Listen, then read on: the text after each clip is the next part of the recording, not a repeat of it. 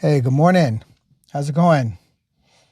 Welcome to another edition of Talking Cancer, My Journey, My Way.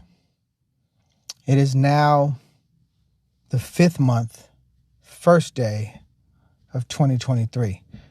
I don't know about you, but for me, this year seems to be going by super, super fast already. But it was a good weekend. I hope you had a good weekend.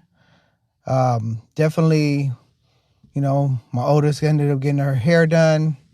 Me and the youngest had a father-daughter date.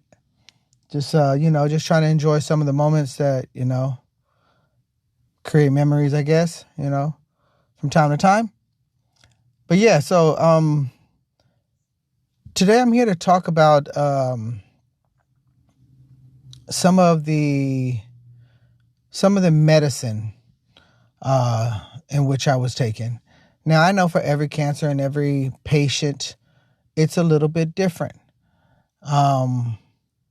So, with that being said, and it affects people a little bit differently. And it also affects people a little bit differently depending on your pigmentation as well, which I become aware of over, some time now. So when they started me, after I went through all my doctor's appointments and stuff like that, and we figured out a treatment plan here, they figured out what I was going to take. So I was going to take Zolata, which is in like an pill formation. They have it in liquid, I believe, as well, but Zolata in a pill formation. And Zolata has like a chemo radiation treatment. You gotta go to a special pharmacist to go pick it up, and you're supposed to handle it with gloves and all this stuff, and you take it and whatever. So what I would do with that is I would take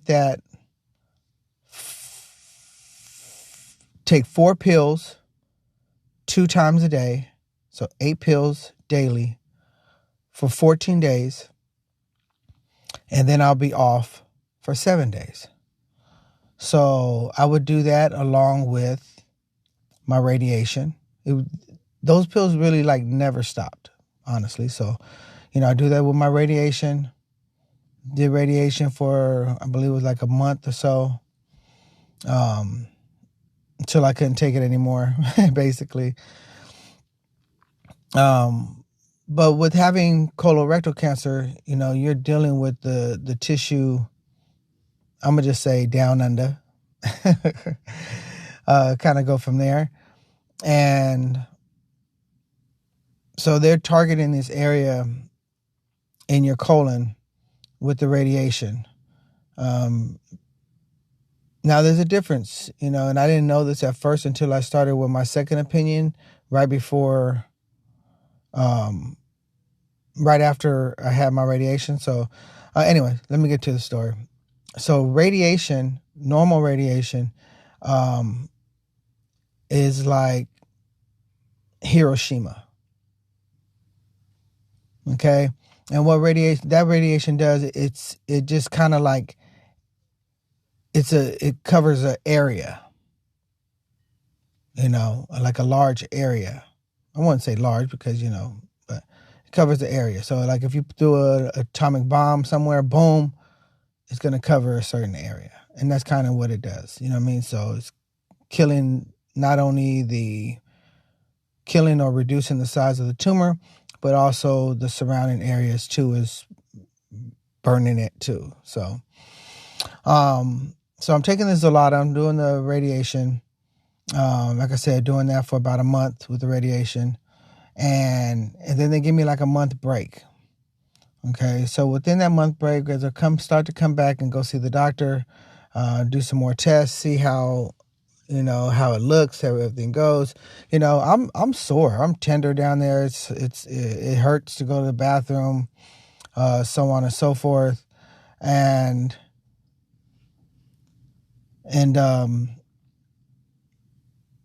and I continue to take these pills, and it's, these pills are starting to slowly take effect.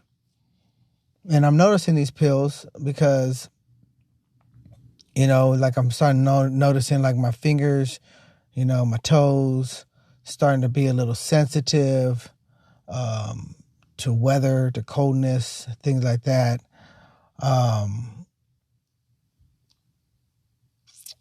And so, as I'm doing, you're doing this research, you're putting chemo in your body, you're doing all this stuff like this and all the stuff that I just don't want to do, but I'm doing it anyway because the doctor said so.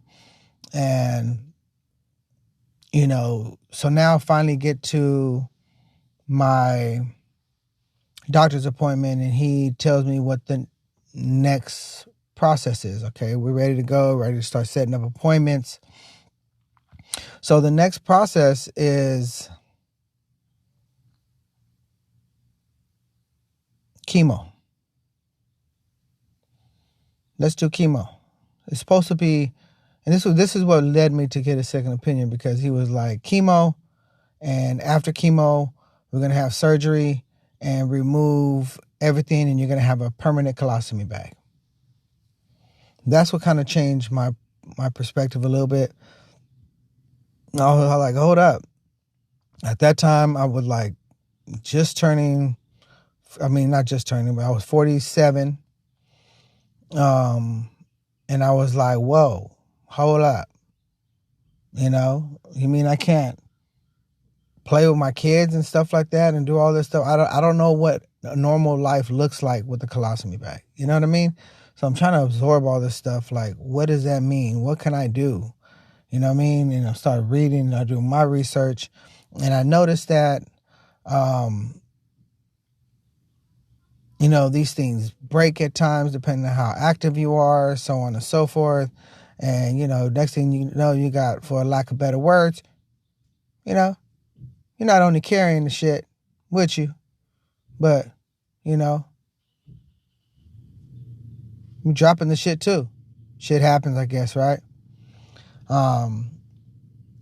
Anyway, so, long story short, it lead me to a second opinion. So as I go get the second opinion, they tell me, oh, you know what? We can avoid that.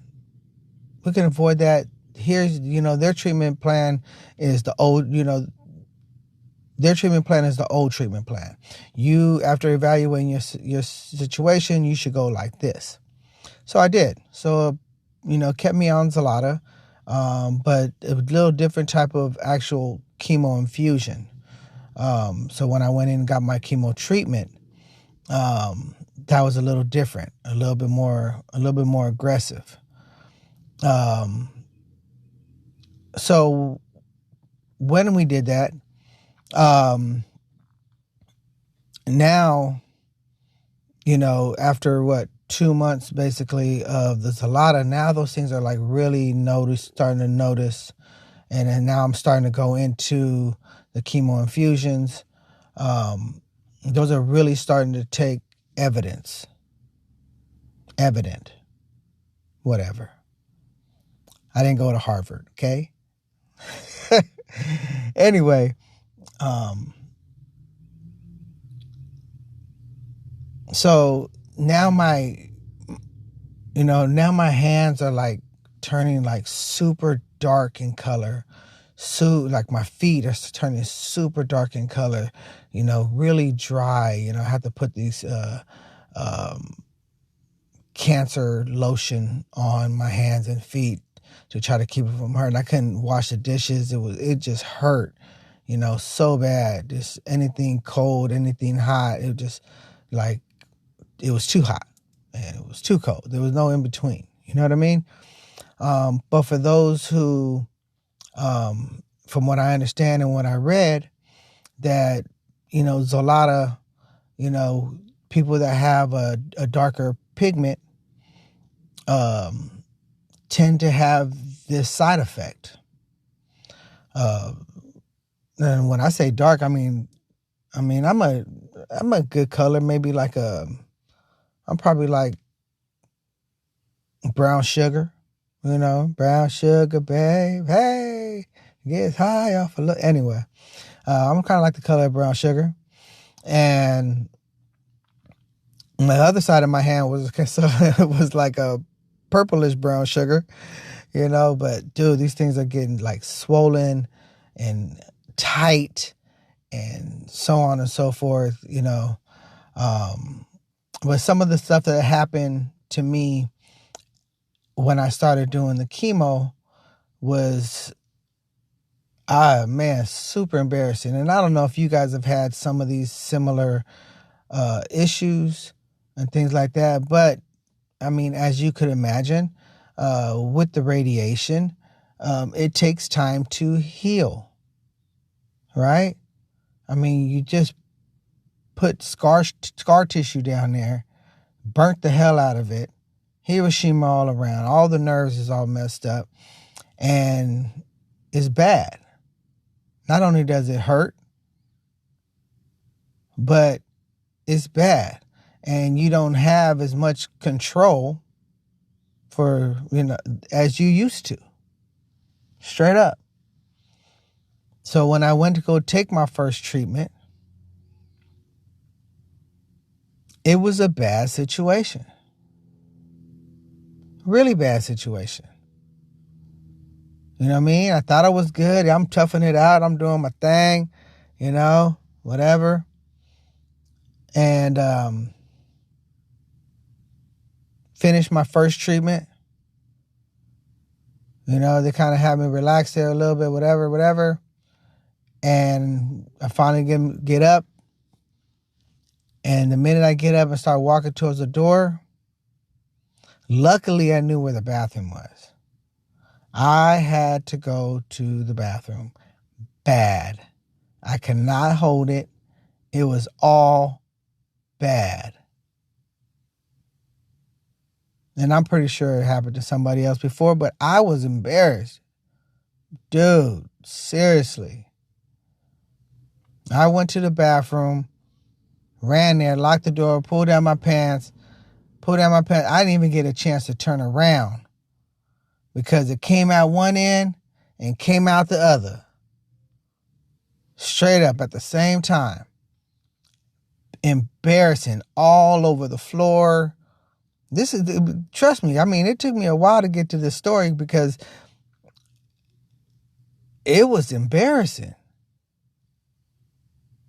All over the floor. I'm sitting here. I don't even want to open the door, tell them I had an accident. I'm so embarrassed, so embarrassed. I start cleaning up everything I possibly can with toilet paper and the seat covers, and I throw it all in the trash bag. I clean it all up I clean everything up. Throw it in the trash bag from right there. Luckily, they had another trash bag, so I put another one back in there, cleaned it all up, and did what I can. I just left it in the corner of the. I just left it in the corner of the bathroom, straight up. But at least I cleaned it, I guess. You know what I mean? But it was all bad. I couldn't stop throwing up out of both ends. Lucky I didn't get it on myself until I got home. My wife came and picked me up, and I made it to the house. As soon as she put the car in park, I had another accident right on myself. Straight up.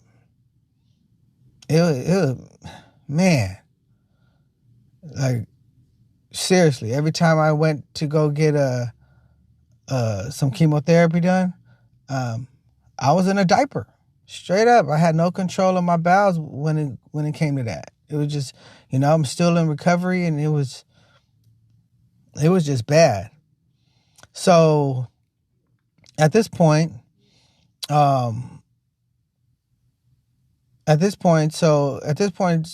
before I start going into, I think my next treatment was like 2 weeks from that day or whatever like that. I can't do this again. I have to do some nausea medicine. They gave me nausea medicine, but I told you I don't do medicine. So, I'm doing this enough so I could bear through it, right? Man up. So I started looking into some RSO, Rixipsin oil, find a high concentrate, start taking that, damn. I mean, mind you, I hadn't I hadn't messed with any of that for about 15 years. So come back, I was a lightweight. I was like, woo, this stuff is strong. Like, oh my God. Like I couldn't handle just the mental trip that I was on. I just wasn't ready. Anyways, but it did help me with the nausea. So, and it did help me with just having it come out of both ends. I didn't have any more accidents. So that was a good thing. But the pain from now both chemo treatments, which was the pills a lot of, and the infusion, which was a combination of, I think it was Folox. It was Folox or something like that. Folox and Zolata together. And that alone was just torture to my hands and my feet. My goodness. I mean, I can't explain it to you. It was so hard to walk. I had to get special socks to keep my feet warm. I had to get those. I was wearing those huge, what are those huge furry socks? I ended up buying some of these alligator socks. They was alligator and shark. Big old furry things. Made me look I was in a Eskimo or Inuit or something like that.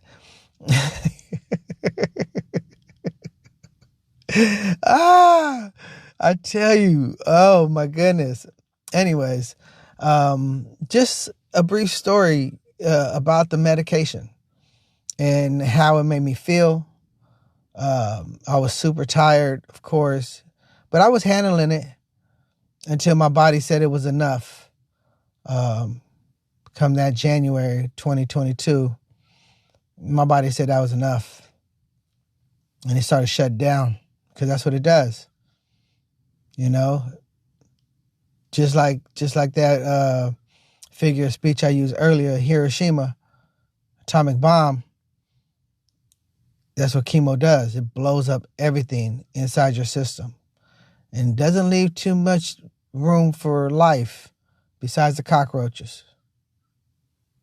They always say the cockroach survive, right?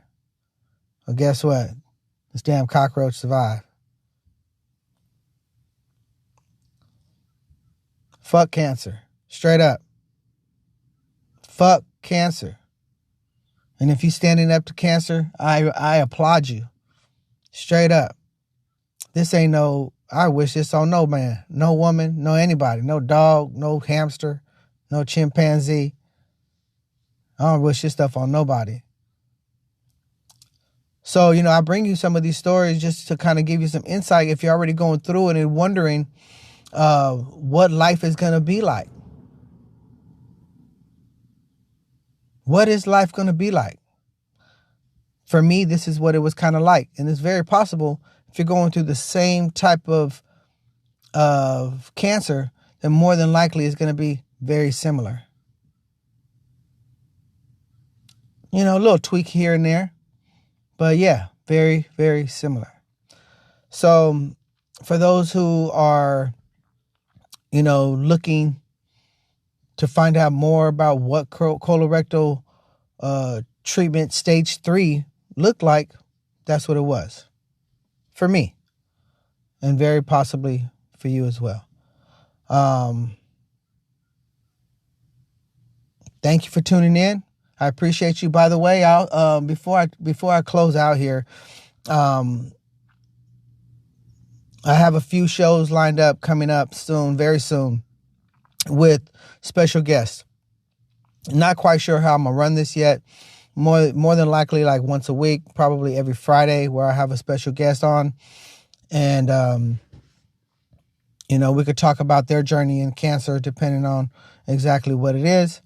So I want to, thank the people that are willing to put their story out there, and definitely looking forward to those episodes coming soon. And also my GoFundMe. My GoFundMe, is definitely doing its thing. Little by little, baby steps. I mean, like I said, I don't expect anything, but whatever it is I do get um, is definitely a blessing anyway. So I want to thank everyone who's tapped into my GoFundMe. And if you're looking to get on my show here in the near future, you could definitely hit my email up at cancermyjourneymyway@gmail.com. So if you haven't figured that out yet, or if you're new to listening, there it is. Submit your requests. Let me know a little bit about you, your story, and how you want to go about this. So we could definitely talk and talk to you soon. So with that, I'm signing out. Peace, love, one.